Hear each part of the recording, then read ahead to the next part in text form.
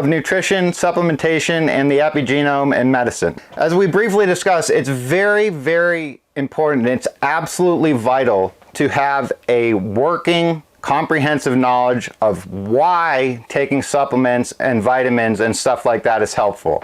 One of the things that I've found with my patients over the years is that if you can't explain to them in an understandable way why you're telling them things or the reason that they should do things, if they don't understand the reason behind it, the likelihood that they're going to continue with that is next to zero. And we know this from years and years of research that show that most physical therapy patients, the vast majority, do not do their home exercise programs. And one of the reasons behind that is that we are not good enough at explaining to people why exercise is good or why eating is good, right? If people understand the why behind it, they're much more likely to follow instructions and they're much more likely to get better health outcomes. One of the things that I highly recommend to all the physical therapists that I teach is finding a good functional medicine doctor and developing a good relationship with them. Functional medicine doctors, if you guys aren't aware, are typically MDs or DOs, and all of the stuff that they're utilizing in their day-to-day practice is stuff that they have learned after medical school, right? So I know lots and lots of people in osteopath school and in medical school right now.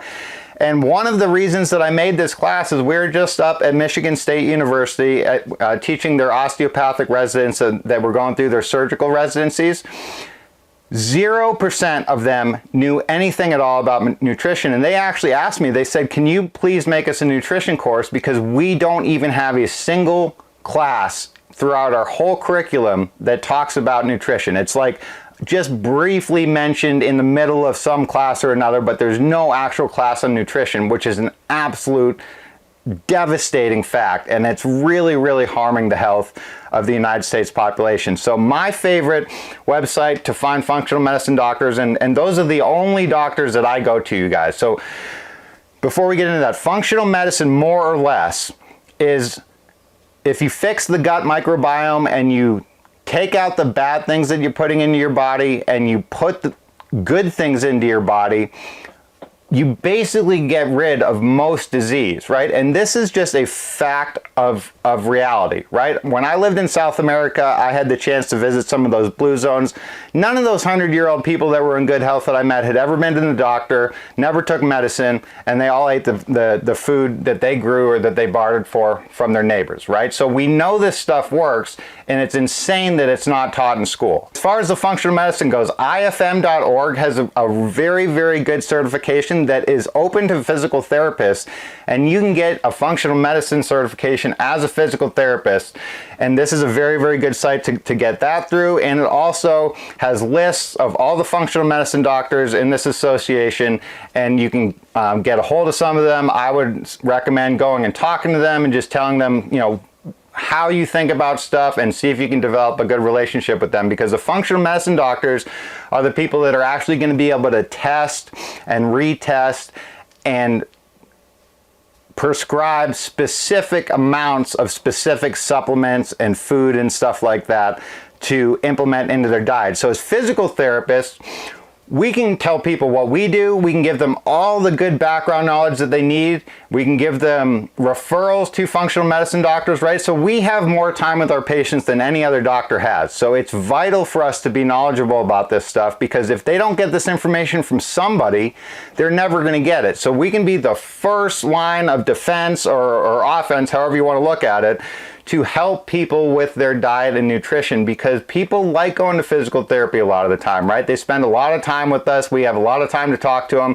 So if you can put this stuff in the right way for them, it really, really helps with their compliance with doing what you recommend, what the functional medicine doctor recommends, and it'll improve their health, right? So as we mentioned before, the unfortunate fact of the matter in 2024 is that you cannot get good health care if you're using your health insurance. In 90+% of the time, period, end of story. Surgery would be one would be an exception to that, and you still have to find a good surgeon. Remember, you guys, just because people are doctors doesn't mean they're smart. Most doctors are bad at what they do. So if you're just putting this up in the wind and hoping that you get somebody that cares about you in the mainstream medical system, you have to be extremely lucky to find a doctor who actually cares about your health. The whole system is set up on making money. You give somebody a pill to treat a symptom of their problem, which never has any percentage of any chance to fix the problem, because if you treat the symptoms or if you treat the disease, you're not treating the problem. So a big issue in mainstream medicine is you have all of these very, very highly specialized people. And that's not a problem overall, but the problem is that these highly specialized people are treating the same patient for different parts of their body without talking to each other, and all of the problems, again, 90+% of the time, are coming from the same underlying cause, which is chronic sympathetic hyperactivity, secondary to things like lack of exercise, poor diet, poor nutrition, stuff like that. For example, if your kidney starts malfunctioning, the kidney does not act on itself. Organs in the body don't act on themselves. So when you go to a kidney doctor or a liver doctor, they treat the liver or the kidney like that is the problem. That's not the case. Something else is causing the kidney or the liver or any other organ to dysfunction. This is just simply how our body works. So the fact that we're treating people based off of what is actually dysfunctioning and not the reason behind it is a primary reason why 79% of the United States is either overweight, obese, or morbidly obese in 2024, and our lifespan is going down for the first time in the last 100 years. The state of health in the United States is worse than it's ever been before, while our technology and all of that stuff is better than it's ever been before. So there's a massive disconnect here. Something is obviously wrong, and we need to change what we're doing. Idiopathic disease, you guys. 85%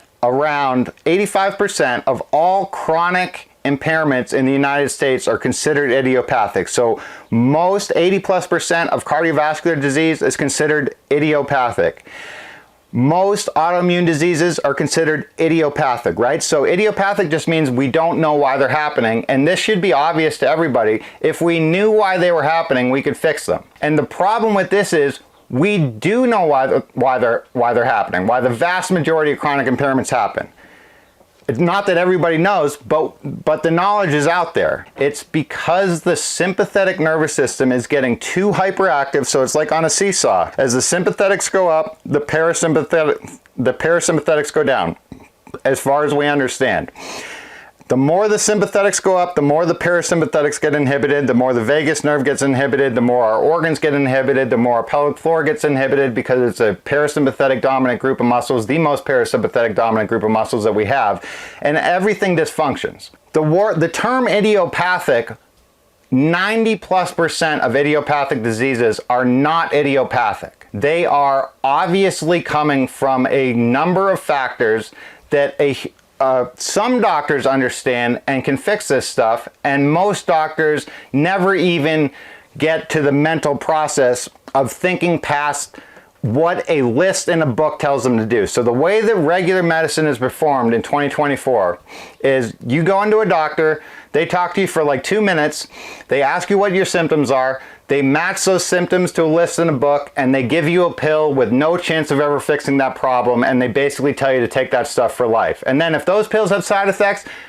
don't worry, there's other pills out there that they'll give you for those side effects, and the side effects from those, there's another pill for those. So it's just a big merry-go-round of crap in our typical medical system. This is not conjecture, this is factual information that is not arguable. The stats per our own government say blatantly that our health is way worse now in 2024 than it has been in the recorded history of the United States. It's absolutely horrible, and this is something that we can do to resolve that problem. Physical therapists and other medical practitioners need to take it upon themselves to continue learning after school and put the knowledge that we gained in school to use to further implement more effective medical treatments for people. Like I mentioned, I lived in South America and for 10 years. I've been to every country in South and Central America. I've traveled all over the place down there, and I lived in some of those blue zones for a while. It was really, really amazing, you guys. I grew up in Boston.